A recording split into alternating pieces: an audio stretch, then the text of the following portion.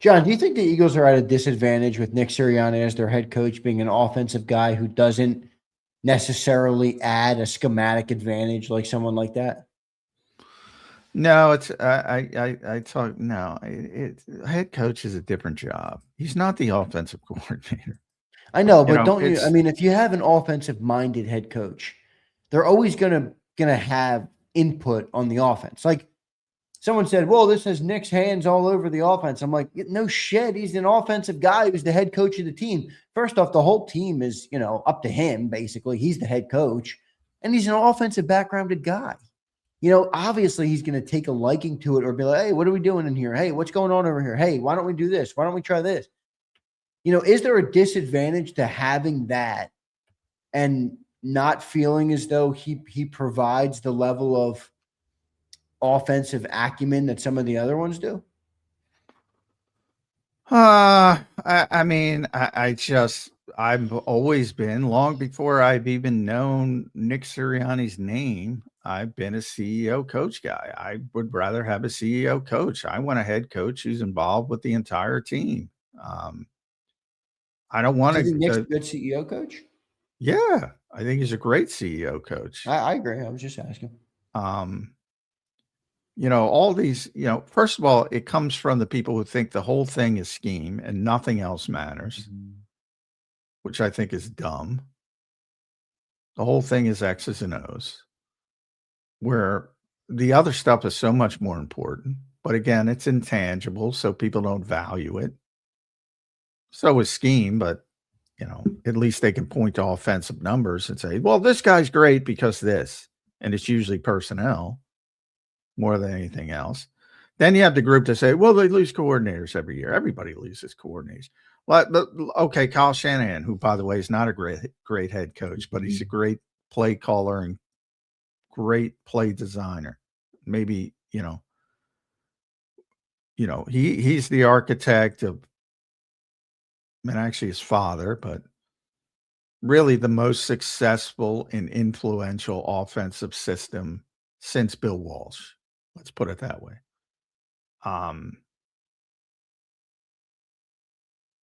No doubt about it. I don't think he's a great head coach. So he doesn't do the other stuff well. And he loses people for the opposite reason. Well, Mike McDaniel hit a ceiling. Matt LaFleur hits ceiling. Robert Saleh hits a ceiling. Is there a perfect world where the fusion of the two is the best scenario while being unlikely? Well, Bill Walsh. Yeah, I mean now. It's really hard to do that job because it's such a big job if you're bogged down with the fine details of the X's and O's. If you delegate, there's just a million different ways to do things. Like if you delegate well and you trust your assistants to build up the game plan and you're just calling the plays, maybe. But you can't do all that and be the head coach of a football team.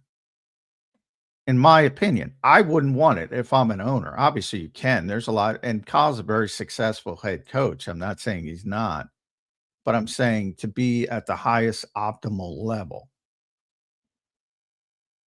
like you're doing the best job possible. There's not enough time in the day to do X's and O's and everything from game planning to actual play calling in the game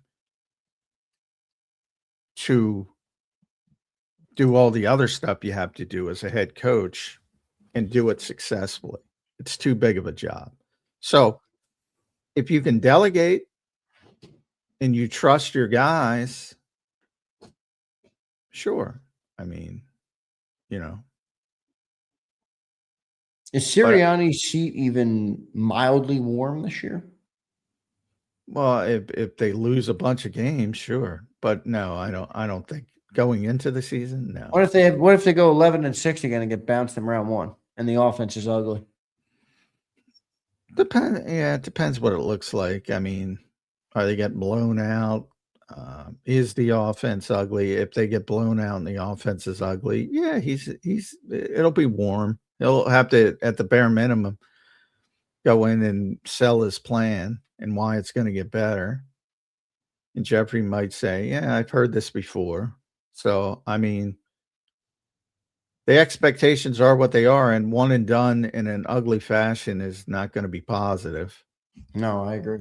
They're certainly not going to make Sean Mannion the head coach.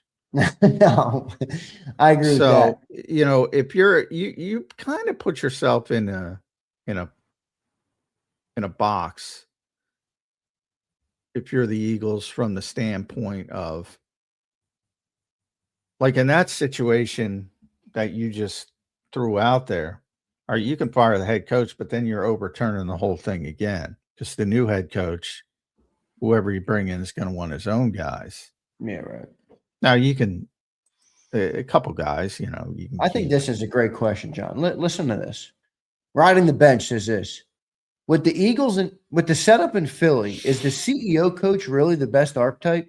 Vic has the defense, and we keep rotating OCs. Wouldn't it be better to have a play caller in Philly specifically because of Vic? I don't know how Vic affects it. I mean, they got lucky. You don't need somebody to control the defense. What the heck is Nick Sirianni going to tell Vic Fangio about defensive football? No, but you know, Vic's very unique, obviously. And that's part of being a smart CEO coach. You don't have a fucking problem there. That's called delegation. The problem is when you have Sean Desai and you gotta stick your foot in there, the door. They got lucky with it. If you're smart, you get the fuck out of the way. And if you start meddling with Vic Fangio, you're probably making things work.